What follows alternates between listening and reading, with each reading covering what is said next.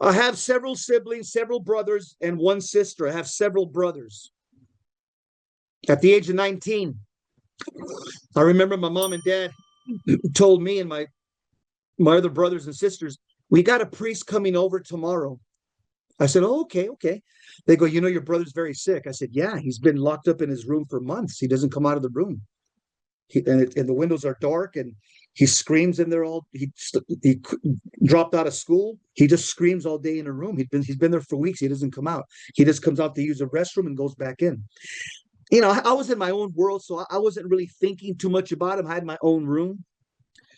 So my mom and dad, they're very fervent Catholics. They said, well, we have a priest coming over tomorrow. I said, yeah, that's fine. And the priest is going to ask us to do something. I said, okay. He said, the priest asked all of us to go to confession tonight. I said, okay. We all jumped in my dad's car. My dad took us to confession. But for my other brother, who I won't mention his name, was in the room by himself. The next day, a priest came from a very well-known Spanish exorcist from East Los Angeles, and he came to the room with my brother, and he tied him down.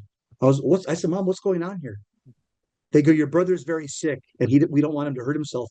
I remember the priest tied him down, his legs and his arms, his appendages, and then he had us all around, the siblings. And Father Juan, I won't mention his last name, he said, all I want all of you is to pray silently. He took out a little black book. I don't know what it said. And he began praying. He'd go from Spanish to a language that I didn't know. Spanish to a language I didn't know. I asked my mom after. I said, Mom, what language is that? My mom said, that was Latin, honey. He came over and prayed over my brother for about 3 years. He prayed the rite of exorcism about 50 times.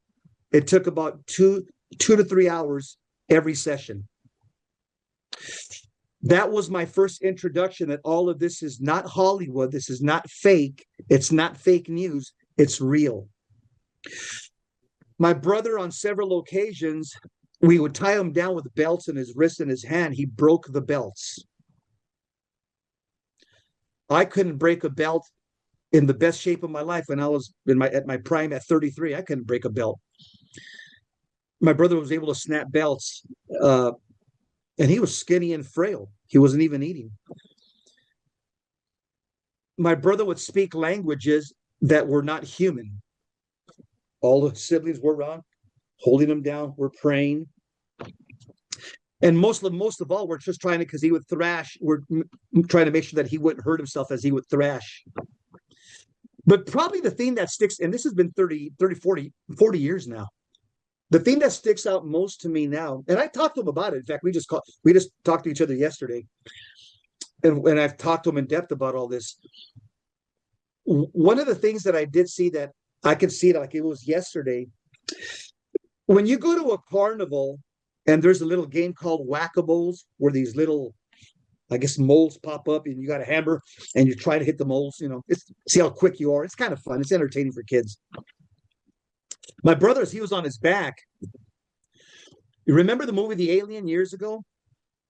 The way the alien was trying to come out of the woman's body, and the alien would come up about 12 inches, go back down, move somewhere else, come up, back down, move somewhere else, come back down. All my siblings and my mom and dad, we saw that happen many times to my brother. And you can tell he was in pain. When the demons that were in his stomach, when they would rise, his skin would stretch. It almost looked like his skin was going to just burst open and blood is going to fly out. And he would scream as these things would come up, like 12 inches from his stomach. Like if something is inside his body that wants to come out and break through his skin. And he was in incredible pain. He lived like this for about 3 years. The priest came about 50 times to my mom and dad's house. My brother was liberated probably probably about 3 to 5 years after the priest started coming. Of course, the priest would hear his confession, bring him the Holy Eucharist. He'd be going. Then he also told my mom and dad he's got to go to mass on Sunday. I don't care if you take him to the cry room. Okay, he's not going to stay here anymore at home. He's got to go on Sundays. So he started going to mass on Sundays. My mom and dad, we would pray the family rosary in the room where he was at. If he'd go under the covers, he didn't want to hear it, but we would pray the rosary night after night in his room. And I can tell you this, that in terms of his holiness, as the result of what happened to him, and he'll admit how this happened. He'll say that it was the good old sixth and ninth commandment is how he invited these demons into his body, the violation of the sixth and ninth commandment. And he also admits that he began drinking alcohol at a very young age. Now, I've asked him many times. I said, bro, did you ever do any drugs? He goes, never done any drugs in my life. Never. But I drank everything that they would put in front of me at a very young age. And it was constantly, I had to be inebriated. So those are the doors how he became diabolically afflicted at a very high level. It was so Jesse, I'm sorry, Jesse, you're saying there was no Ouija board, no occult practices directly. It was just mortal sins against the sixth and ninth commandments and alcohol. Yeah, but he told me a lot of the women that he was violating the sixth and ninth commandment with. He says, I suspect a lot of them. He told you some of the details. He says, I could tell they were involved in witchcraft, and they were doing witchcraft on me as we were committing mortal sin. He said, so a lot of these women, were involved in the occult, and during or fornicating experiences, he says they would be saying things in a language I couldn't understand. And not only that, the fact that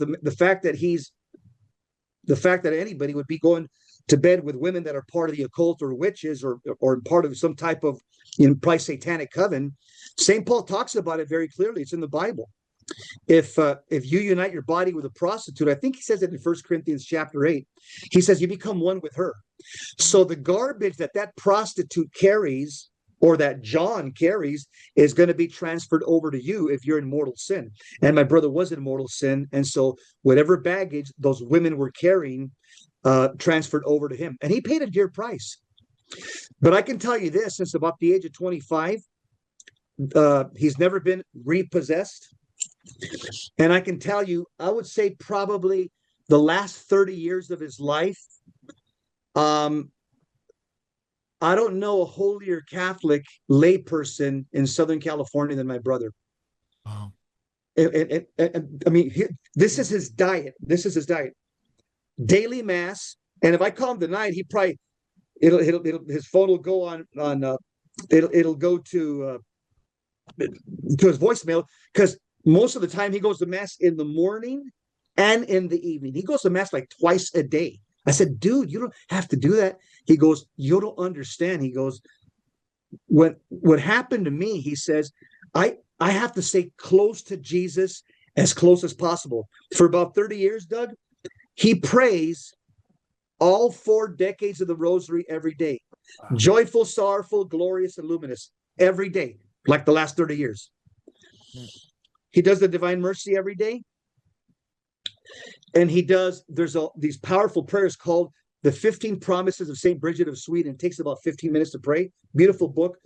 He prays those every day. I would say that my brother probably has a prayer protocol, probably close to 3 hours a day, just of prayer. So, and again, and he says it's not difficult. He goes, to immerse yourself in a life of prayer. He says, when you've seen what I've seen and experienced what I've experienced. My guess, Jesse, too, is he's not doing it out of fear, of the devil, but out of just he fell head over heels in love with the Lord and just does not want to leave that place, right? Yes, yeah. Yes. Yeah, that's what he tells me that all the time. He says, I need to stay close to Jesus. I need Jesus more than I need my next breath of air. Right. I need Jesus more than I need my next glass of water. Oh. So he loves Jesus, but he also remembers what happened to him. And so there is also emotional scars.